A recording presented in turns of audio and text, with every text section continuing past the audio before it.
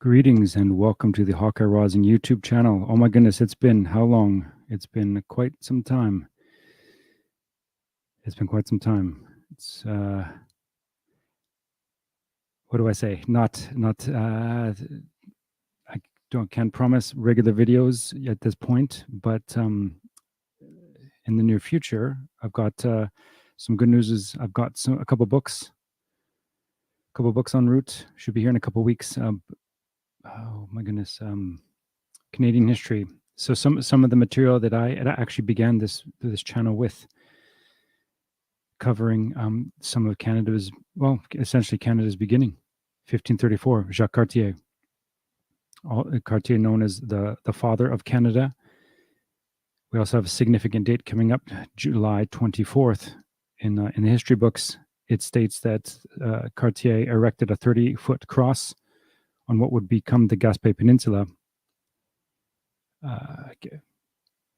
Not going off notes, and it provoked an aggressive response from the indigenous locals, and which led to a kidnapping of essentially what would be two, well, as listed in, again, back to the history books, what we're told, supposedly the two sons, we don't know their ages specifically, whether they were very young or teenage or young men, but they were supposedly the two sons of the boss, the chief, Chief Donnacona. And if I remember right, the sons' names, the boys' names, I don't know how to even the pronouncing. And even back in if you look back in my 2019 videos, I've not got the pronunciations right. Domagaya and Taoguni. That's getting it incorrect, but I don't know how to pronounce those names at the moment. So no, I don't want to.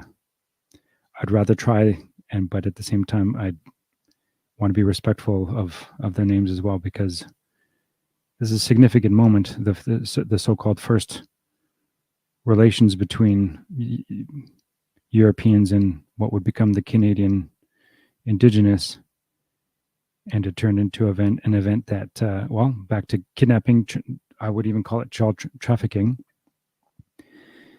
And my concern about this event, specifically when Cartier returned to France with these two boys after his first voyage in 1534,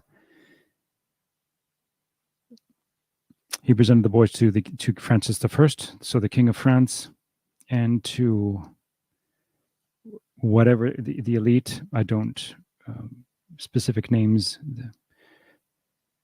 Anyway, that material will be covered at a later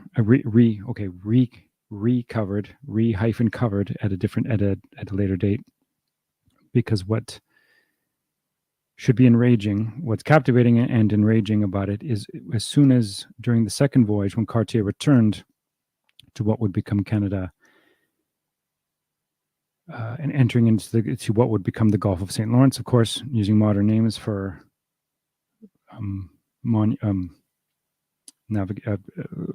places and so on, for some things that would have had different names, if not any names at the time.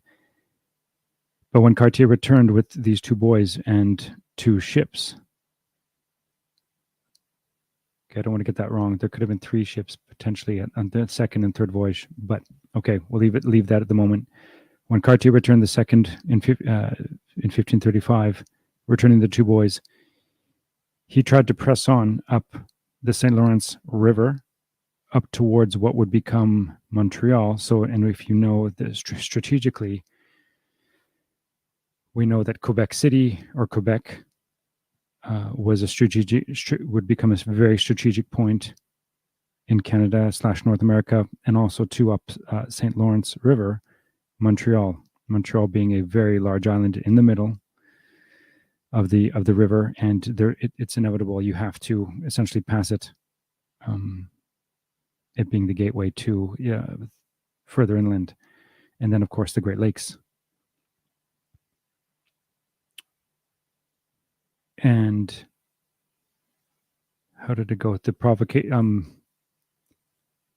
Cartier made his intentions known, wanting to go further inland towards what would become Montreal. I believe the name was Hochelaga or Hochelaga. I don't know if that's correct pronunciation, but what did Donnaconna's two sons do? You'll find this in the textbooks as well. Donnaconna's sons presented Cartier to dissuade him from going westward and up the St. Lawrence towards Hochelaga. They presented him with little children. Now, of course, this is your Hawkeye's conjecture with I'm presenting because of what we know at the Predocracy, and you can find during the series, the 1534 series, so part 1, part 2, part 3, and then 3 dot, because the series broke up with some subsections because I wanted to make clear, or at least if you're new to this material, presenting to you the idea, and not just idea, but what Johnny Cerrucci presented in his third book, Eaters of Children, the Predocracy Exposed, how access to power is oh my goodness, why am I forgetting the full title? Access to power is granted through the rape, torture, and ritualistic slaughter of the innocent. A very, very important book because it exposes the Predocracy, a system in place from Rome down that garners, that gains, that receives loyalty and fealty, express loyalty and fealty by those who wish to gain it, to gain an office, to gain some kind of position, and by being compromised in a certain or specific situation, by raping or torturing an innocent child or animal, or by being raped or buggered themselves. And Johnny's material covers this time and time again, and specifically in his third book, Eaters of Children, which was released September 11th, and September 11th being also the legitimate birth date of Jesus of Nazareth. So September 11th, 2017 was the publication date of Eaters, which I'll put a link below. So I presented that material within the framework or the series of part 1, part 2, part 3, and 3 point ... with Alberto Rivera, some Alberto Rivera material, and the Jesuit Fourth Vow material, and again giving context to what are we watching in textbooks, school textbooks. What were Domagai and Taogni doing, presenting children to Cartier? Textbooks will also tell us that Cartier was distributed a wealth of rosaries, supposedly read from the Gospel of John, and many brought the sick and the elderly to him to be touched. So he prayed over, healed. I don't know, but some fascinating circumstances surrounding Cartier. I can't prove it, but I'm of the opinion right now that, well, just say it's that Cartier was a short-robed Dominican. And of course, that's just your Hawkeye's conjecture. So today, July 4th, we realized too, a handful of days ago, so July 1st being the so-called birthday, 1867 birthday of the Dominion of Canada. I've covered in previous videos my thoughts about our current Canadian flag, it being a Masonic apron that is symbolically white and red being symbolically the blood of children, of the indigenous, of children of, well, specifically of the indigenous from the residential school systems instituted by Rome.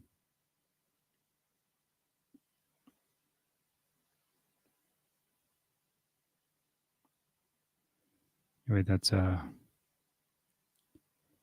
Oh boy, yeah, I covered some of that in my previous video. So if you'd like, go visit that stuff. You'll see the Canadian flag in some of those specific videos. I know it's of course the goal is to try and keep things brief. Does that happen? Not necessarily. Okay, so today. Okay, speaking of which, I wanted to cover something at least today. Yesterday was Frederick Tupper Saucy's birthday. He was born. I'm just going to look this up.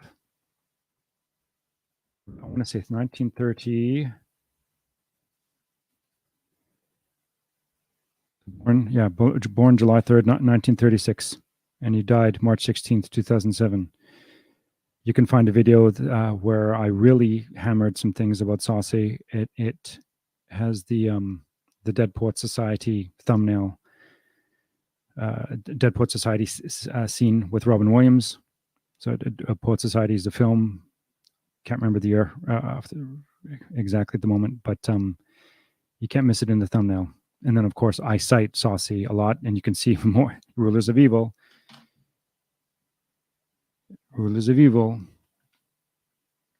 And I think I actually utilized the cover that has the Jesuit priest, so from the chin down and the window to the white collar. So something I also wanted to share, because I've had errors in the past, made errors in the past about screen sharing and not doing it or getting stuck somewhere. I'm just going to read. I will put the link to this. So newspapers.com has an obituary for Saucy's first wife, Lola Hahn. And it lists Lola Hahn French died at her home in Key West, Florida, Monday, October 23rd. Now, what's October 23rd? The birth date of Inigo Lopez Ignatius Loyola. So Lola Hahn has a death date on October 23rd. Oh, by what year? 1995. Okay, so died in her home. Lola Hahn died in her home in Key West, Florida, on Monday, October 23rd. Born on March 17th. So consequently, her birthday is March 17th, 1940. Saucy's death date is March 16th, 2007. And wouldn't it be ironic if Tupper Saucy died in the evening on March 16th, which would be, so past 5 p.m., you'd have past midnight in Rome, which would be March 17th. So an interesting and fascinating dates given here. Take it what you will. I'll put the link below in the description. You can look at it yourself. She was the daughter of Julia Fay and Caleb Powell Hahn. Mrs. French, a former member of the Junior League of Nashville, was active in work with the Children's Theater and Planned Parenthood.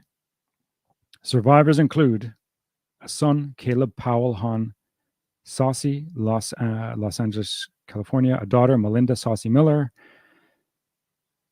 who I believe has a Pennsylvania address, 4 grandchildren, which they name. Sister, so on. Graveside services will be conducted at Mount Olivet Cemetery, 11 a.m. Friday, October 27th. So on and so forth. Okay. So that's Saucy's first wife, Lola Hahn. Take what you will. But for me, it's just another point that confirms for me that Saucy was definitely picked, and admittedly having a Jesuit, an ordained Jesuit cousin. Was he picked to write this book, Rulers of Evil, Useful Knowledge About Governing Bodies? Yes, I think so. May have been an ordained. Like, imagine that. It may have been ordained himself. Okay. Frederick Saucy StreamYard. Okay. So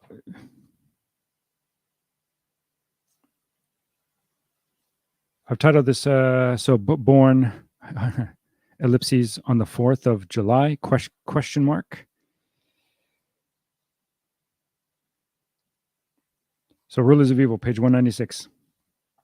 I'll jump around a little bit, but I do want to, there's just a couple points, and then it's 15 minutes in. Well, it says 15 minutes in. We'll see if that's true at the end. So 196. If the Black Papacy truly had orchestrated America's breakaway from England, okay, pause that. So I've also come at this as it's as the team also presented, Johnny, myself, and others, that America, yes, the Declaration of Independence, supposedly today, 1776. So America's birthday being today. Was the United States founded, or was its unknown, unseen founding father, 18th Jesuit Superior General Lorenzo Ricci?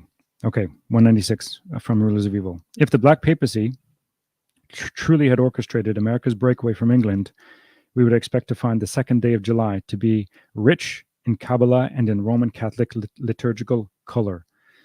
The liturgical color, I need a sip. Pardon me. The liturgical calendar is a process authorized nowhere in the Bible through which faithful Catholics may plead with Almighty God for favors through the merits of ascended saints on special feast days. Supposedly, the prayerful performance of an act on a date the church is consecrated to a saint endows the act with the mystique of the saint, as well as the saint's intercessory prayers to God for success. So essentially praying for the dead for favor, praying to the dead so the dead will further intercede on the person praying to God. God. Which God? In God we trust. Which God? You believe in God? I believe in God. Which God? And fascinating, hey? Oh, and I had a point and I forgot. I wanted to bring up. Oh my goodness, why? Okay. Maryland history, for example, is grounded in the liturgical calendar. Okay, good thing. Prompt, calendar. Gregorian calendar. When was the Gregorian calendar instituted and who created it? As we've stated many times, Jesuit Christopher Clavius created it. It was instituted 1582, October 4th, 1582, and immediately October 4th became October 15th. Now, that doesn't necessarily mean that that specific chunk of days that went missing applies throughout from then until now. It brings a question mark of which day is what. Anyway, but just pointing out that a Jesuit, Christopher Clavius, in 1582, named after Pope Gregory XIII, gave us what we have now, the Gregorian calendar. So almost 500 years of the Gregorian. Maryland, for example, is grounded in the liturgical calendar. We recall how the original settlers of Maryland, many of whom were Roman Catholics, set sail from England under the spiritual direction of Jesuit Father Andrew White. Recognize that name? Jesuit Father Andrew White, whom the White House is named after, not because it's white, Blanc, on November 22nd, 1633, November 22nd. And I'm just going to check too, because I get this incorrect. John Fitzgerald Kennedy, November 22nd, 63. Sometimes I think I've said possibly November 23rd, but no, November 22nd. Okay. So set sail under the spiritual direction of Jesuit Father Andrew White on November 22nd, 1633. That alone, Kabbalistically alone, and knowing that Kennedy was openly slaughtered 19 November 22nd, 1963. November 22nd is the feast day of Saint Cecilia, a 3rd century Roman martyr and traditional patroness of musicians. Did Cecilia's spirit bless the voyage with musicality to cheer up an otherwise oppressive boredom? And you know, Tupper Saucy was a renowned musician as well. The voyagers reached landfall the following year on March 25th. I cover some March 25th material in a couple previous videos. So on March 25th, the Annunciation Day, feast of the Angel Gabriel's announcement to the Virgin Mary that she is pregnant with the Son of God. Annunciation Day contains the joyful mystery of an angel's announcing the planting of the divine seed within a virgin matrix. Did the settlers imagine themselves planting the seed of a new social order in a strange wilderness, the whole enterprise blessed by God through the merits of the Virgin Mary's unique relationship to him? Then, exactly 1 year later, on Annunciation Day 1634, Father White consecrated the colony of Maryland to the Virgin Mary. The 2nd day of July in the year 1776 was Visitation Day. And I want to point out the day of visitation, that changed to May 31st in 1969, the revision of the calendar. I'm not going to guess which. That may have been John the Okay, I'm not going to guess which pope, because I was going to say John the 23rd. That's probably, he may have been dead by that point. My soul doth. Sorry, let's back up. I'm jumping ahead too far. The 2nd day of the July in the year 1776 is Visitation Day, commemorating the event recorded in the 1st chapter of Luke, wherein the Virgin, pregnant with the Messiah, visits her cousin Elizabeth, who is pregnant with John the Baptist. Nowadays, Visitation Day is celebrated. You know, if I just read ahead a little bit previously, before hitting record. Hey, what did O'Reilly say? F it, we'll do it live. Do it live. Nowadays, Visitation Day is celebrated on May 31st, but in the year 1776, it was celebrated on July 2nd. As it had been celebrated according to the New Catholic Encyclopedia's article entitled Visitation of Mary every year since the Council of Basel in 1441. No day in the liturgical calendar is more suited to Bellarminian Bellarminian liberation theology than Visitation Day. Speaking of which, back to the calendar, Jesuit Robert Bellarmine, whom Saucy just made reference.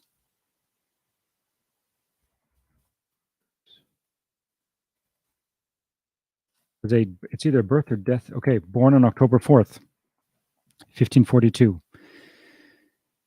So remember the October 4th date in 1582. So literally 40 years later, on his 40th birthday, on Bellarmine's, why do I want to cuss? 40th birthday, the Jesuit Clavius calendar is instituted, named after Gregory XIII, and his death date is September 17th, 1621. So Bellarmine shares his death date was on the feast of. No, it's not a feast. September 17th is Francis of Assisi's the date of his supposed stigmata. Anyway, fascinating dates. Okay, back to Saucy's Rulers of Evil.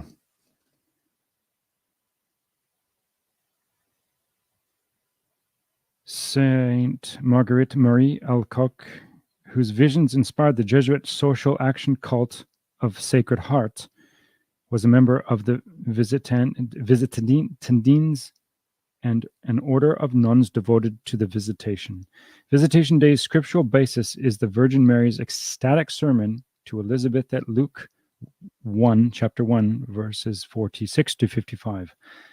This famous ejaculation, known as the Magnificat, the opening word in the Latin Vulgate's rendering of the passage meaning, it magnifies, literally defines the social action called for by Sacred Heart in Philadelphia on the second day of July 1776. My soul doth magnify the Lord, and my spirit hath rejoiced in God my Saviour, for he hath regarded the low estate of his handmaiden. For, behold, from henceforth all generations shall call me blessed. For he that is mighty hath done to me great things, and holy is his name. And his mercy is on them that fear him from generation to generation. He has showed strength with his arm. He has scattered the proud in the imagination of their hearts. He hath put down the mighty from their seats, and exalted them of low degree. He hath filled the hungry with good things, and the rich he hath sent empty away. Scattered the proud, put down the mighty, exalted them of low degree, filled the hungry, emptied the rich. This is the rhetoric of Christian redemption, yes, but in the context of Lorenzo Ricci's agenda, it's the rhetoric of rebellion to tyranny, the very point of the Declaration of Independence, and it's spoken by the Virgin Mary, patroness of the Society of Jesus, patroness of Maryland, indeed, patroness of Roman Catholic conquest on the day particular to her. I also want to point out Saucy's gravestone. There's a few, gives his birth and death date, his full name, and 4 or 5 points about who he was. And how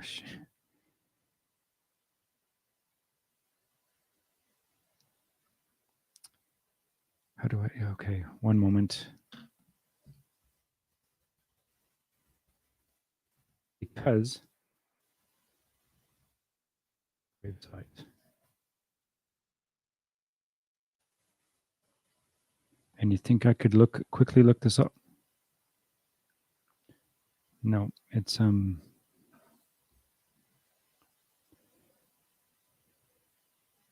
my goodness, where is it? I will pardon me. I'll put a link. I will put a link below,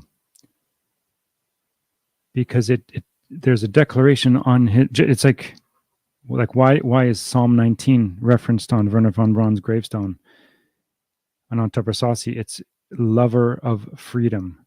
The last point on his head's gravestone, lover of freedom. And who is freedom? Freedom is as he points out in his book Rulers of Evil, that freedom is Mary, libertas.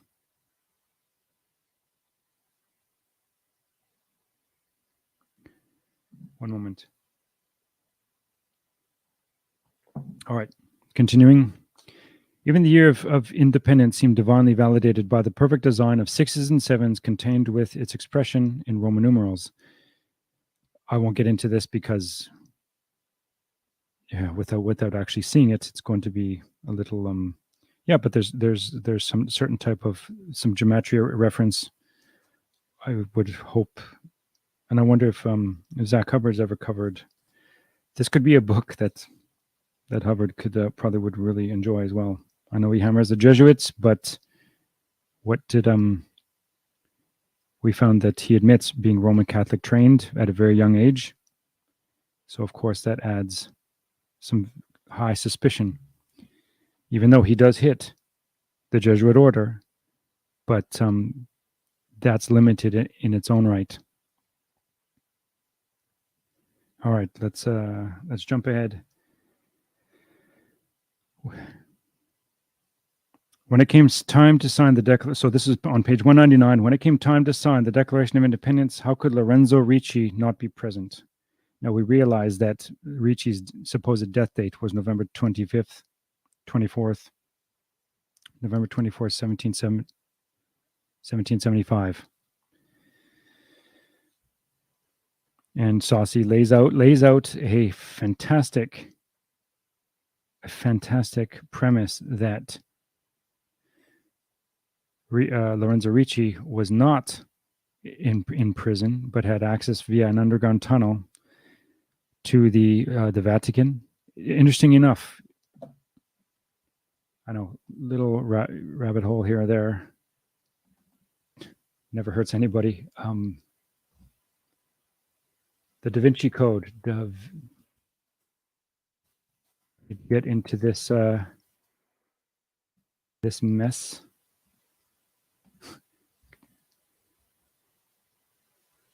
May 19th, 2006. I know May 19th is a significant date, and I can't remember why. So why bring it up? Because I can. Directed by Ron Howard, and forgive me.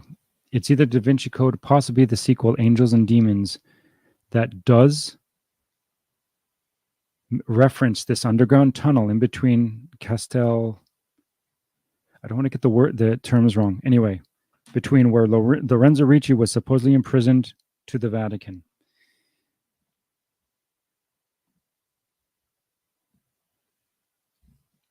When it came time to sign the Declaration of Independence, how could Lorenzo Ricci not be present? How could he, who had labored more than 17 years for the superbly Bellarminian ambience, not participate in the excitement? And if we remember, Ricci took office, say 58 or 59.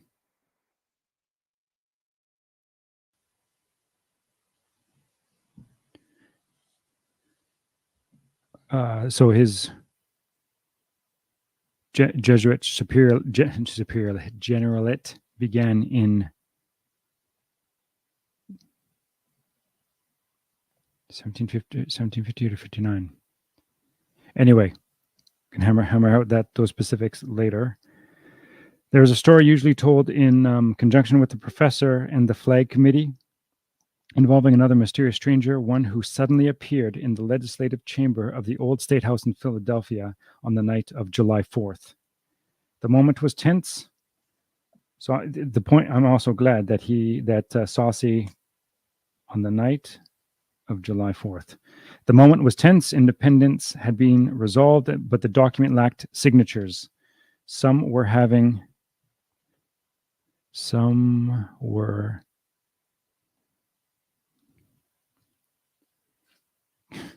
I can tell I know what I'm doing.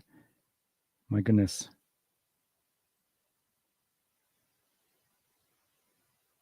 The moment was tense. Independence was resolved. Masonic historian Manly P. Hall writes, "It was a grave moment, and not a few of those present feared that their lives would be forfeit for their audacity. In the midst of the debate, a fierce voice rang out. The debater stopped and turned to look upon the stranger. Who was this man who had suddenly appeared in their midst and transfixed them with his oratory? They had never seen him before. None knew when he had entered, but his tall form and pale face filled them with awe. His voice ringing with a holy zeal, the stranger stirred them to their very souls. His closing words rang through the building. God has given America to be free." I'm not going to pronounce it as he would have bellowed. God has given America to be free. I should go back to 10 steps and belt it out. As the stranger sank into a chair exhausted, if you have read this book and know everything that Ricci had orchestrated, this is a significant moment. So he sinks into his chair exhausted, and a wild enthusiasm burst forth. Name after name was placed upon the parchment. The Declaration of Independence was signed. But where was the man who had precipitated the accomplishment of this immortal task, who had lifted for a moment the veil from the eyes of the assemblage and revealed to them a part, at least, of the great purpose for which the new nation was conceived? Speaking of which, is the United States, or rather than ask as a question, let's make it a statement that the United States of America is the beast out of the earth of Revelation 13. Is the black pope, the black papacy, the little horn power? I know we've discussed the white pope being the little horn power, but during both suppression and resurrection of the Jesuit order, did the Little Horn Power, which was the White Pope until it received white papacy or the office. Okay. When the White Pope was arrested in 1798, and then he died August 29th, 1799, was that Little Horn Power, the biblical Little Horn Power, transferred from the White Papacy to the Black Papacy during the August 7th, 1814 resurrection of the Jesuit order. Interesting.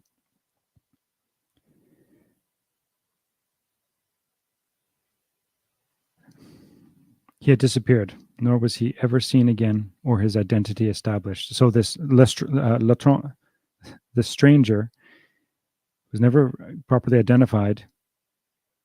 It stated that when he shook hands with Benjamin Franklin, there was the way that moment is described, but it's like scales fell from Franklin's eyes, and he knew that whom he was looking at. The unknown superior of Freemasonry, Lorenzo Ricci, this Jesuit superior general, because the G in Freemasonry, it represents Jesu, represents the Black Pope. The Black Pope, the Black Papacy, the Jesuit order owns Freemasonry, created and owns Freemasonry. Okay, that's page 200, of course. Be warned, this is only a story. Yes, it is. Unsupported by primary source material. Thanks for telling us that, Saucy. What Tupper Saucy also doesn't tell us is that most of the signatures, and I'll put a link in the description below, but the Declaration of Independence you can find online, it's actually, the date given is August 2nd, 1776. What is August 2nd? And what is August 2nd, 1776? It was Lorenzo Ricci's 73rd birthday. Your Hawkeye, my hypothesis is the United States of America, that it was a gift that Lorenzo Ricci gave to himself for his birthday. Okay, let's finish this off, and then we can wrap this up. We're almost, oh my goodness, almost at 40 minutes. Okay, be warned, this is only a story, unsupported by primary source material. One more sip of water, and then we'll finish it with a sprint. Tour de France is on right now. A fascinating event in its own right. Certainly, sorry, I'll get into that at another point, another time. Okay, John Adams, the most talkative of the framers, said not a word about it. But we know from Adams' own pen that some kind of gag order had been imposed upon the signers. Saucy cites something that Adams wrote to his wife, and he declared about not being able to reveal certain facts. If I could write with freedom, quote unquote, he told Abigail in that letter dated the 3rd of July, 3rd of July again, Saucy's birthday, could Manly Palmer Hall have received the story through Freemasonry's well-insulated oral tradition? Could the stranger whose voice rang with a holy zeal have been the Professor Lorenzo Ricci? Could the wild enthusiasm with which the legislators signed the Declaration have resulted not from Ricci's inspiring pep talk, but upon his disclosure of documents taken from the oaken chest, documents easy for the Vicar of Christ in his capacity as Freemasonry's unknown superior to obtain, guaranteeing that the International Monetary Network would indemnify the signers for their action? I should have had there's a question mark, so I should have read that with a little inflection. From my mind, informed by an ever-increasing knowledge of how the greatest clandestine warriors fight, of course, if we remember Sun Tzu, Art of War, 13 Articles, actually the voice of Lorenzo Ricci, greatest clandestine warriors fight, has no problem whatsoever believing this to be the case. It is exquisitely consistent with the formation of a Febronian union of 13 Protestant, those are my quotation marks, Protestant colonies ordained to be ruled from a federal city named Rome. Remember Little Rome on the Potomac was the name. There's Little Rome on the Tiber, then Little Rome on the Potomac, and then Washington, D.C. Okay, a city situated within the sea, so that's SEE, so the Sea of Baltimore, under the protection of the patroness of the Society of Jesus. One of the more intriguing clues that the United States of America was established under Regimini Militantis Ecclesia. So remember, Paul III's bull declared September 27th, 1540, is the new republic's great seal.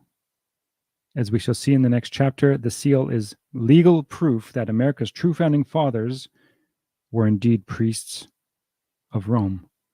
Or how about this? Let's, instead of plural, let's make it singular. As we shall see in the next chapter, the seal is legal proof that America's true founding father was indeed the priest, the high priest of Rome, the priest of Dagon, the high priest of Dagon, the Black Pope, Lorenzo Ricci, 18th General, Jesuit Superior General of the Society of Jesus. Okay, 41, almost 42 minutes. 4th of July. I can hear Soundgarden's Chris Cornell, the late Chris Cornell's voice, Born on the 4th of July. Great song. Maybe I'll put a link for that in the description too. All right, that's I think that's enough for now. We'll wrap this up, and yeah, hope you're all doing well. And yes, there's more to follow, more to be discussed. What else can I let you know? I think JD, I believe, if I remember it, thank you for thank you for saying you missed my videos. And sometimes I guess I have no idea what I'm contributing. I don't want to contribute just riffraff. There's enough of that out there. Hopefully there's some kind of substance and something. I love the term profitable from this. So anyway, Tupper Saucy's birthday was yesterday. America's so-called independence date is today, his birthday. And in the description, I will leave the link to, it was actually the 2nd of August, so Lorenzo Ricci's birthday of the signing. All right, this is your Hawkeye. Bye for now.